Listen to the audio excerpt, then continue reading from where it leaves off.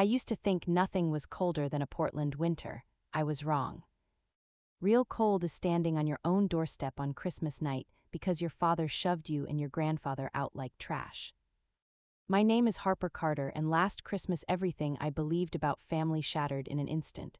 It happened at the dining table, crystal stemware, gold-rimmed plates. A dozen guests pretending we were the flawless Carter clan, holiday music humming under the low murmur of polite conversation. Then Grandpa George's trembling hand slipped. A small piece of turkey tumbled onto the silk tablecloth. My father's chair screeched back so hard the music cut mid-note. "That's it," he snarled. "If you can't keep that useless old man under control, get out."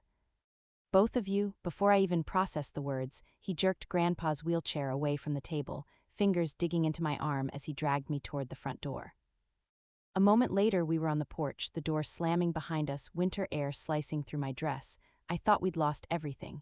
I had no idea Grandpa was hiding a secret worth $2.3 billion.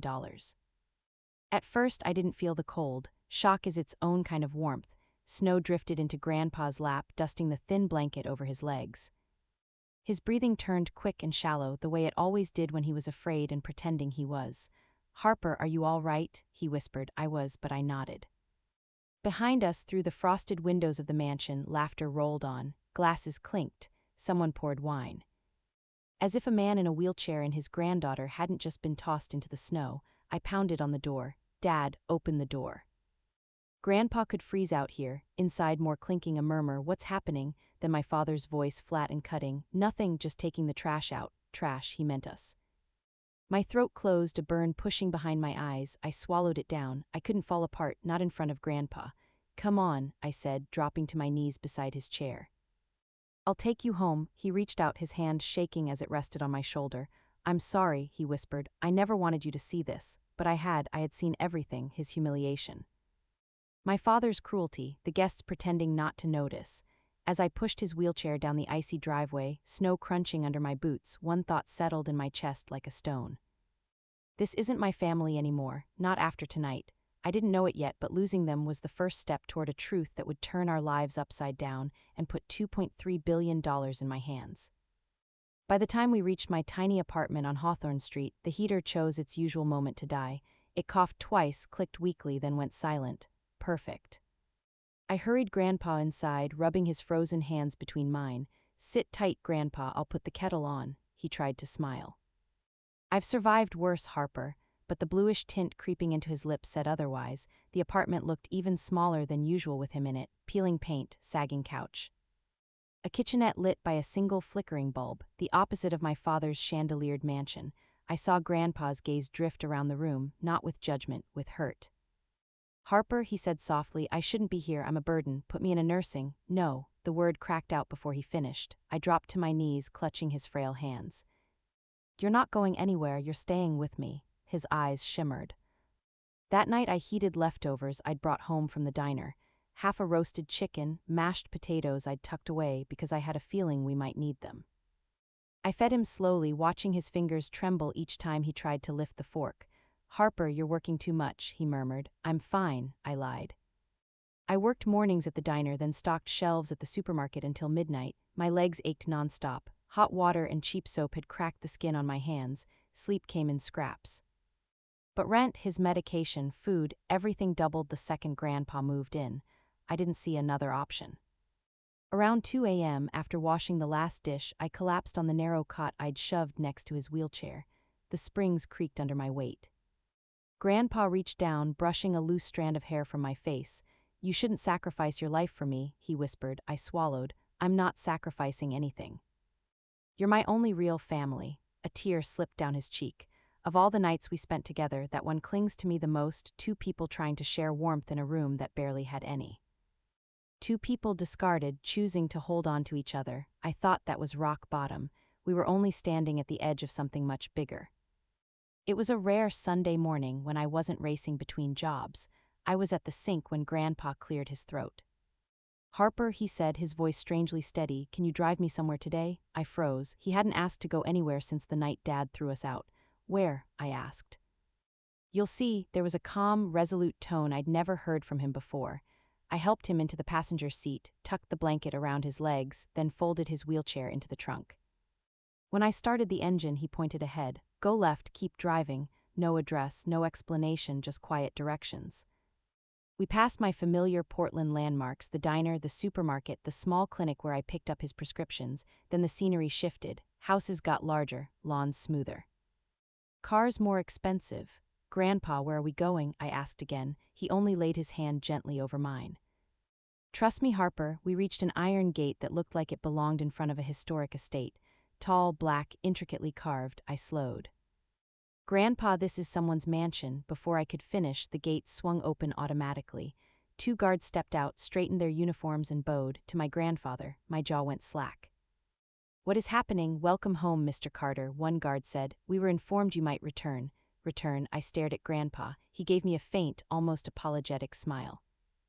Drive on, sweetheart.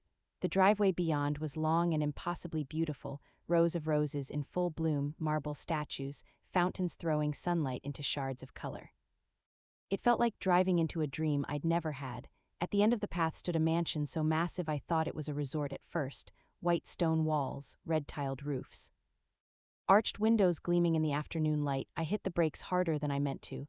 Grandpa, my voice cracked. Whose house is this? He looked at me, eyes warm and profoundly sad. Ours. The front doors burst open. A woman in a black uniform, elegant, severe, hurried down the steps. As I helped Grandpa into his wheelchair, she dropped to her knees in front of him. Master George, you're back, her voice broke. We have waited so many years. Master George, I stared at Grandpa like I didn't know him at all. Grandpa, what is going on? He set a trembling hand over mine. Inside, Harper. It's time you learned the truth your father stole from both of us. My heart pounded as I pushed him over the threshold. Whatever life I thought I knew was about to be redrawn from scratch. Inside, the mansion looked unreal. Crystal chandeliers glittered above us like frozen constellations. Marble floors stretched further than my entire apartment. Dozens of staff lined the hallway, heads bowed as Grandpa's wheelchair passed. Good afternoon, Master George. Welcome home, sir. It's an honor to see you again. I swallowed. Grandpa, why are they calling you that? He didn't answer, not yet. He guided me to a vast office with floor-to-ceiling windows overlooking rolling hills and a lake I hadn't known existed anywhere near Portland. The room smelled of pine, leather, and something heavier, old paper, old decisions. Sit, Harper, he said quietly. I took a seat opposite him at a mahogany desk roughly the size of my bedroom. He looked at me for a long time, really looked. His eyes were glassy, but his gaze didn't waver. I should have told you long ago, he began, voice rough, but your father robbed you of the truth before you were even born. My lungs tightened. My father, Grandpa nodded. Thomas wasn't always cruel, but greed changes people, Harper. It changed him long before you arrived. I leaned forward. Tell me everything, he inhaled deeply as if pulling air straight out of the past. 40 years ago, he said, I built a company from nothing, Carter Estates Group. Hotels, luxury apartments, timberland, commercial complexes, you name it. His eyes shifted to a framed blueprint on the wall. By the time your father turned 30, the company was worth nearly $1 billion. I made him CFO. I trusted him with everything. My stomach clenched. I already sensed what was coming. He started leaking our deals, Grandpa continued, fed competitors our blueprints, funneled money into private accounts behind my back. I gripped the arms of my chair. He stole from you. He did worse. Grandpa's voice dropped. He signed documents in my name, forged approvals, buried evidence, and when I confronted him, his fingers trembled. He told me the company would be better off when the old man finally dies. My insides twisted. Grandpa, that night, he said quietly, my car was run off the road. Time stopped. What? He nodded. I can't prove it was him. I never had evidence. But the threats, the timing, the way he never once visited me in the hospital, a bitter smile pulled at his lips. I learned to stop asking questions. He looked down at his lap at the legs that no longer worked. That crash, I forced out. That's why you're in a wheelchair? Yes, my hands shook.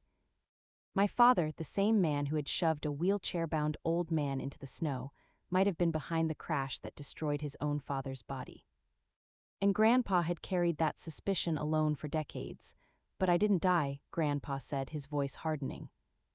I rebuilt. He pointed toward a shelf lined with old photographs, grainy shots of warehouses, lumber stacks, men in dusty work clothes. This time I kept everything in my own name, quietly. I never used the Carter Estates brand again. I built a new empire under different companies, different aliases. He opened a drawer and slid out a thick folder.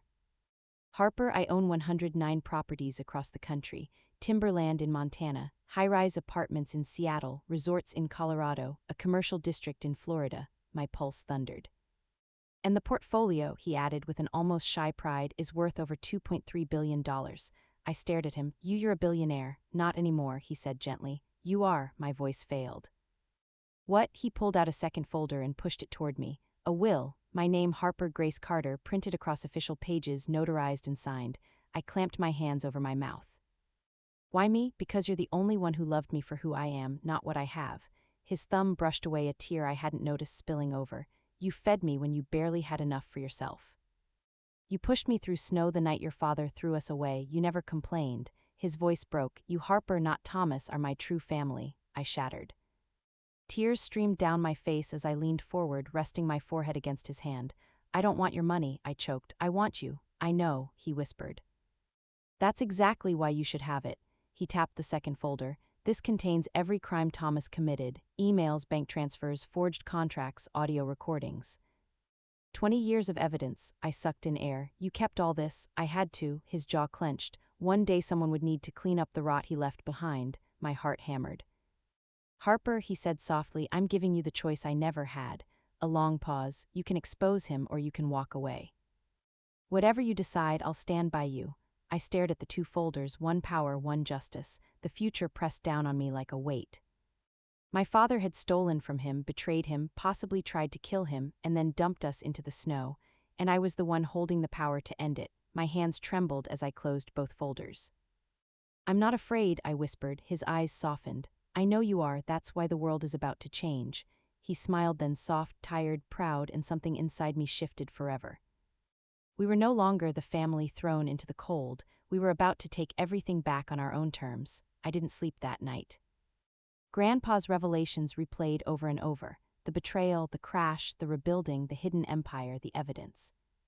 By dawn my chest felt full of glass, rage, hurt, something darker than heartbreak. I made Grandpa's coffee the way he liked it, 2 sugars, a splash of cream. He watched me from his wheelchair, eyes steady. You're thinking about him, he said. I didn't deny it. Yes, I need to see him. Grandpa nodded slowly. Take the folders. My stomach tightened. The will too. Yes, Harper, he needs to see what he threw away. I slid both thick folders into a leather briefcase Mrs. Alden, the housekeeper, handed me. Grandpa squeezed my wrist. Whatever happens, he said, remember your worth was never in that man's approval. I nodded, though my heart hammered like a warning bell. The Carter mansion didn't look grand anymore. It just looked empty. I rang the bell. Footsteps approached. The door opened a crack. Lydia, my father's third wife, stood there in a silk robe, smile freezing when she saw me. You, she hissed. What are you doing here? I walked past her without answering. Excuse me, she snapped, heels clicking behind me. You don't just walk into, where's Dad? I cut in. Before she could answer, Thomas Carter stepped out of the living room, whiskey glass in hand, hair mussed, face flushed. He looked like he hadn't slept properly since Christmas. His eyes narrowed. Well, he said with a brittle laugh, look who crawled back. I set the briefcase on the glass coffee table. I didn't crawl, I said, keeping my voice level. I came to give you a chance. He barked an ugly laugh. A chance from you, he pointed the glass at me, you ungrateful brat. I gave you a life of comfort and you chose that wheelchair-stricken parasite over your own father. My fists curled. Stop calling him that. He stepped closer, liquor on his breath. Then what do you want, Harper? Money, an apology. You think you can guilt-trip me? I snapped open the briefcase. I want you to confess. He went still. Lydia's complexion went chalk-white. Confess to what? He demanded. I opened the first folder and spread the papers across the table. Selling company intel, forging signatures, draining accounts. Dad, this is 20 years of theft. His nostrils flared. That old man lied to you. He has proof. Forged, he spat. I slammed my palm on the glass. Then explain the bank transfers you signed. Lydia let out a tiny gasp. I flipped to another section. Or the emails you sent to competitors. He snatched a page, eyes racing across the lines. His hand shook. Fake, he muttered. All fake. I pulled out a small USB drive.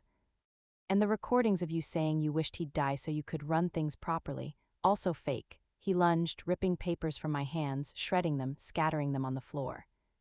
It's all lies, he roared. Lydia flinched. You didn't, I stared him down. He could have given you everything, instead you destroyed him. And when you could have made it right, you shoved him into the snow. His face twisted. You chose him over me. You never gave me a father to choose, I whispered.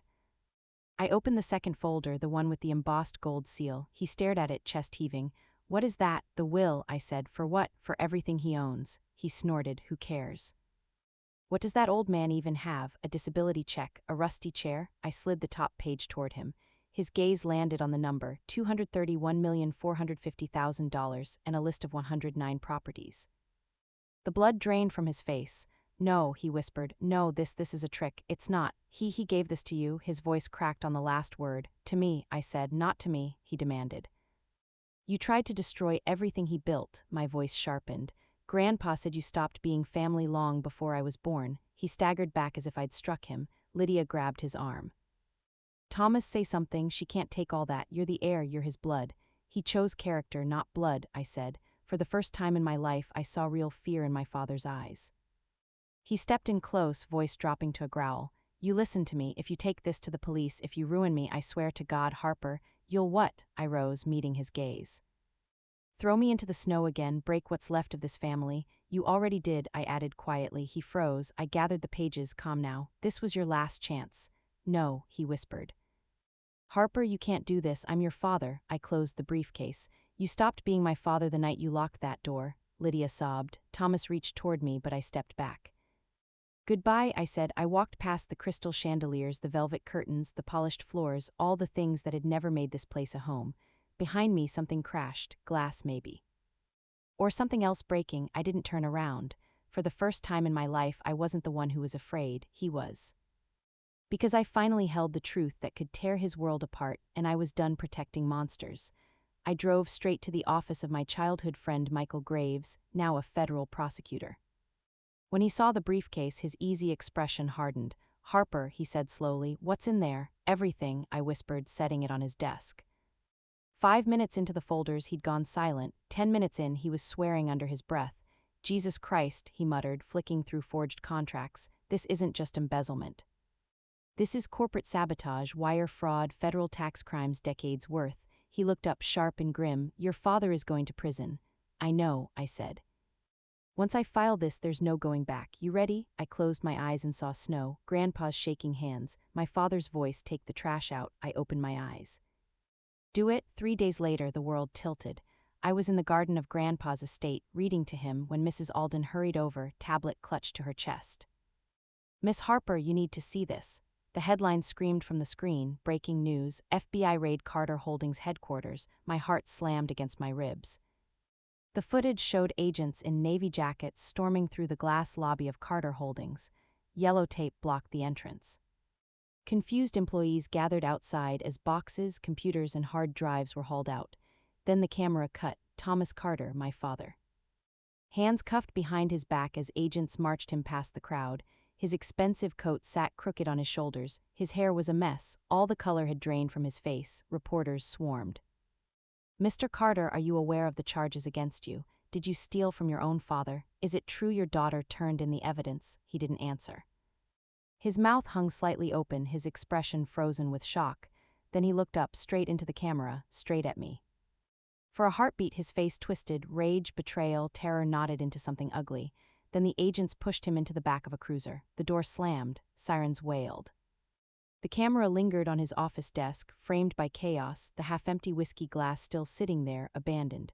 The fall of Thomas Carter had begun. The next day, Lydia walked into the federal building behind huge sunglasses and a designer coat, as if expensive fabric could hide her panic. Reporters pounced. Mrs. Carter, did you help your husband? Are you aware your home is being seized? Do you blame your stepdaughter? She's lying, Lydia sobbed. Harper is trying to ruin us. My husband is innocent. An agent opened a door. Mrs. Carter, inside. Her cries echoed even after the door closed. That evening, every major news channel ran the same headline, The Carter Empire Collapses. They listed the charges: fraud, embezzlement, contract forgery, asset manipulation, tax evasion, attempted corporate sabotage. My father's face appeared beneath the text like a warning label. Carter Holdings, all assets frozen, investigation underway. Then, anonymous sources say the evidence was submitted by Thomas Carter's own daughter. My phone vibrated endlessly, calls, texts, voicemails. I didn't answer any of them. Instead, I sat beside Grandpa on the couch while he watched the news in silence, knuckles white on the armrests. When my father's mugshot filled the screen, Grandpa closed his eyes, not with pleasure, with grief. "My son," he whispered, "he could have chosen honesty, he could have chosen family. But he chose greed, Harper, and greed always collapses." I covered his hand with mine. "He hurt you, Grandpa, he hurt us both." "You didn't deserve any of it." He nodded, tears leaving thin trails down his cheeks. "You did the right thing. You saved the legacy he tried to destroy." I held him as he cried, not from fresh pain this time, but from release. That night I drove past the old Carter mansion. It seemed smaller now. Police cars crowded the driveway. Officers carried out boxes and equipment. A sign was taped to the front glass, "Property seized by federal order." For a moment I felt nothing. Then unexpectedly I felt sorry. Sorry for the little girl I'd once been, who had believed her father could still turn out kind. Sorry for the boy my father must have been before greed hollowed him out. Sorry for the family we never had, but I didn't stop. I didn't go in. I didn't look back. I drove home, to Grandpa. To safety, to the truth. Tomorrow the consequences would begin. The trial started 2 months later as winter bled into a wet, gray Portland spring.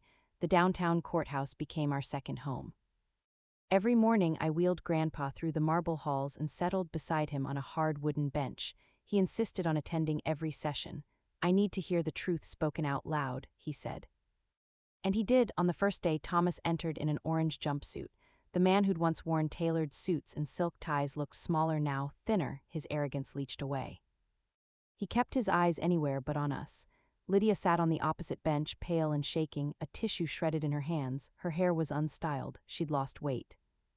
The judge read the charges: wire fraud, corporate fraud, forgery of financial documents, tax evasion, asset manipulation, intent to sabotage a parent's business. Each count seemed to drive him further inward. Michael stood for the prosecution, voice firm and clear. "Your Honor, the evidence is overwhelming. It speaks for itself." He played the recordings. "Read the emails," projected bank transfers onto the screen. Former employees testified, voices shaking, about Thomas's bullying and greed. Thomas flinched every time his own voice boomed through the speakers. "The old man needs to die already. I'll take everything when he's gone. Harper doesn't deserve a cent." I heard Grandpa's breath stutter beside me. I slipped my hand into his. "I'm okay," he whispered, but his hand trembled wildly. When Thomas's attorney cross-examined Grandpa, the whole room held its breath. "Mr. Carter," the lawyer said, leaning on the lectern, "given your medical history, isn't it possible your memory of events from 20 years ago is uncertain?" Grandpa stared directly at him. "My body is weak," he said, "but my mind remembers every time my son betrayed me. Some wounds never fade." Silence fell like a curtain. On the 4th day, something changed. Thomas finally turned toward us. His gaze landed on Grandpa's frail frame. For a heartbeat, his face cracked, not in anger or denial, but in something raw, shame. He looked down, shoulders shaking. It was the first time in my life I had ever seen my father look remotely human. On the 7th day, the judge read the verdict. "Thomas Carter," she said, voice steady and unyielding, "this court finds you guilty on all counts." A murmur swept the room.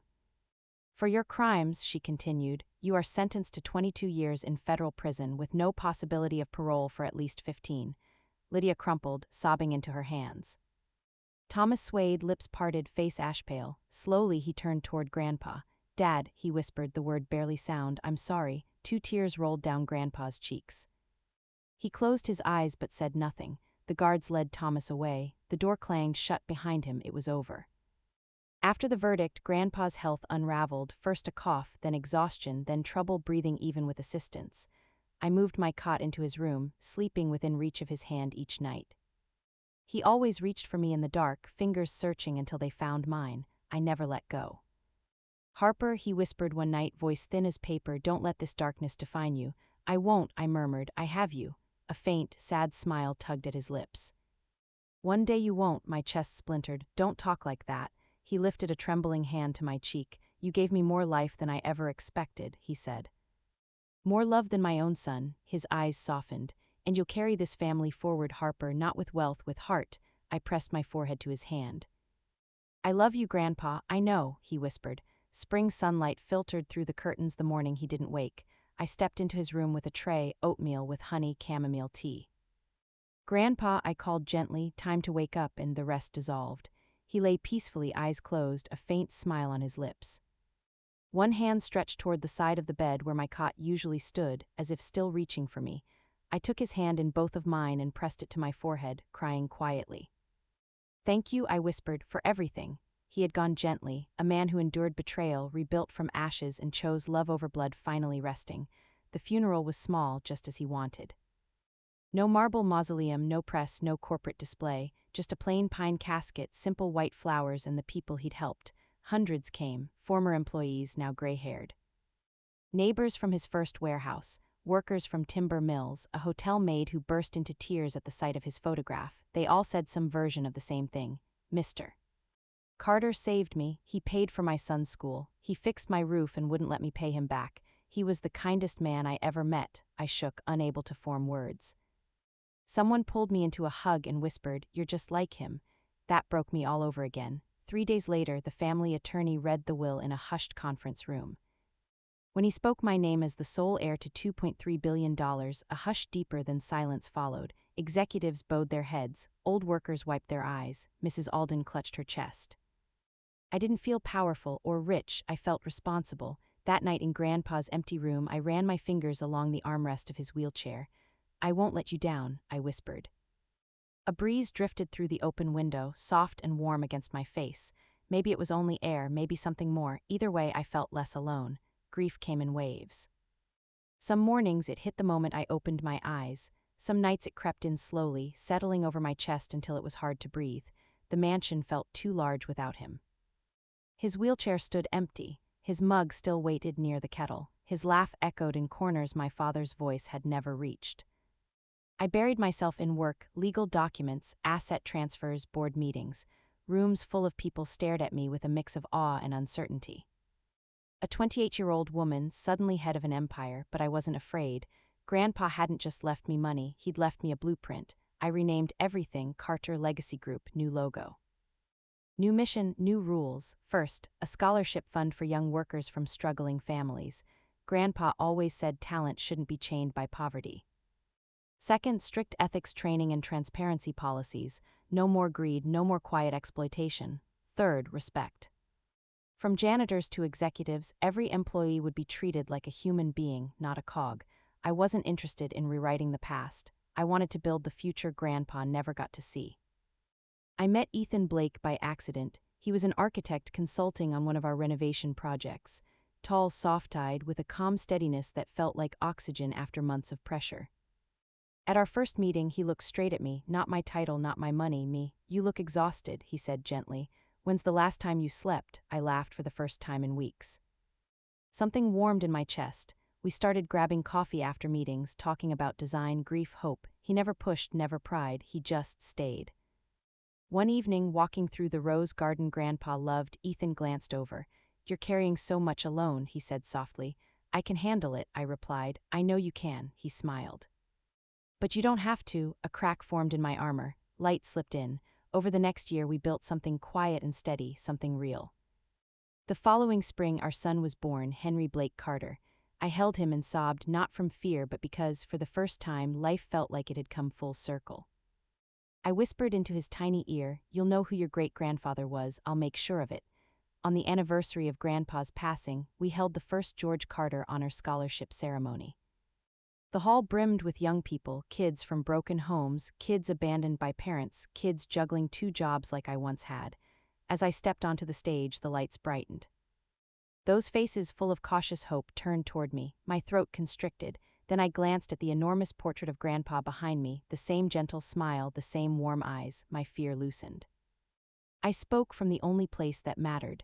"Last year on Christmas," I said, "my father threw my grandfather and me out into the snow. He shoved a wheelchair-bound old man into the freezing night because he believed appearances mattered more than people, because he thought kindness was weakness, that money defined worth. That family was something he could control." I paused, breath shaking. He was wrong. The hall went still. My grandfather, George Carter, survived betrayal, poverty, disability, and decades of silence, and still chose kindness every single time. He built an empire not from greed but patience. Not from cruelty but integrity. I saw students wiping at their eyes. He left me $2.3 billion, I continued, but that's not the inheritance that changed my life. I placed a hand over my heart. The real inheritance was this: if you keep your dignity and your kindness, you will never be empty-handed. A wave of emotion rolled across the room. You may have nothing today. You may feel abandoned, you may think the world has thrown you into the cold. I know how that feels. But listen to me, you can rebuild everything. Not out of anger, but out of heart. I smiled through my tears. My grandfather believed in second chances. This scholarship is his second chance, living on through all of you. The applause wasn't polite, it was raw, thunderous, healing. As I stepped off the stage, students rushed forward, hugging me. They cried, I cried, and in the swell of breathing, shaking bodies, I felt him beside me, in every heartbeat, every trembling inhale, every spark of hope. Late that night, I walked alone through the rose garden. Ethan was home with Henry, our son, sleeping in his arms. The roses were the deepest red I'd ever seen. I stopped by Grandpa's favorite bench and traced my fingers over the carving Ethan had added. In honor of George Carter, a builder of HEARTS, a breeze stirred the petals. Grandpa, I whispered, I hope I made you proud. For a brief instant, warmth settled on my shoulder. Maybe it was just the wind, maybe something more.